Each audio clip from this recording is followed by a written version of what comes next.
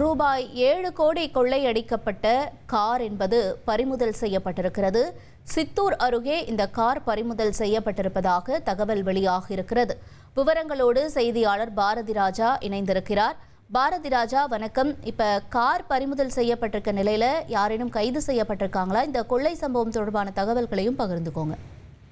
மிகப்பெரிய பரபரப்பை ஏற்படுத்திய இந்த 7 கோடி கொள்ளை வழக்குல தற்போது காரானது சித்தூர் அருகே பறிமுதல் செய்யப்பட்டிருக்கிறது. சிசிடிவி காட்சிகளின் ஆதாரங்களை வைத்து அந்த நிறத்திலான கார் எங்கெல்லாம் பயணித்திருக்கிறது அந்த விவரங்களை சேகரித்த போது போலீசாருக்கு ஒரு டோல்கேட்ல ஒரு ஃபுட்டேஜ் கிடைக்குது. அந்த ஃபுட்டேஜை ஃபாலோ பண்ணி போகும்போது ஒரு கார் தனிமையா நிறுத்தப்பட்டிருக்கிறது சித்தூர்ல.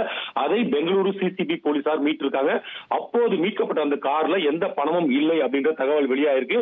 இந்த தகவலை முதல்வர் கூட, கர்நாடக முதல்வர் சித்தராமையா கூட உறுதி செய்திருக்கார். அது மட்டுமல்ல, இந்த கார் நம்பர் பிளேட் மாற்றியது தொடர்பாக தற்போது 2 சந்தேகத்திற்குரிய நபர்களை போலீசார் கைது செய்திருக்காங்க. அவர்கிட்ட விசாரணையானது போய்கொண்டிருக்கிறது. என்றால் அந்த மாற்றப்பட்ட நம்பர் பிளேட்டுக்கும் அவருக்கும் தொடர்பு இருக்கு, அந்த 2 பேருக்கும் தொடர்பு இருக்கு அப்படின்னு சொல்லப்படுது. அந்த அடிப்படையில விசாரணையானது நடத்தப்பட்டு வருகிறது. மேலும் குற்றவாளிகள் திருப்பதியில பதுங்கி இருக்கிறதா கிடைச்சிருக்க தகவலின் அடிப்படையில் அவர்களை சுற்றி வளைக்கும் பணியிலும் பெங்களூரு போலீசார் அதே போல ஆந்திர போலீசாரும் இணைந்து செயல்பட இருக்கிறார்கள்.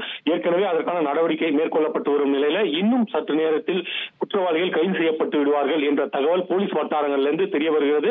முதல்வரும் இதைத்தான் உறுதி செய்திருக்கார். குற்றவாளிகள் குறித்த தகவல் கிடைத்திருக்கிறது என்ற ஒரு விஷயத்தையும், கார் கிடைத்திருக்கிறது என்ற ஒரு விஷயத்தையும் பதிவு செய்திருக்கார் முதல்வர் அதிகாரப்பூர்வமாக.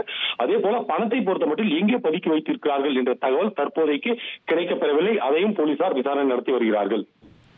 தகவல்களுக்கு நன்றி பாரதி ராஜா.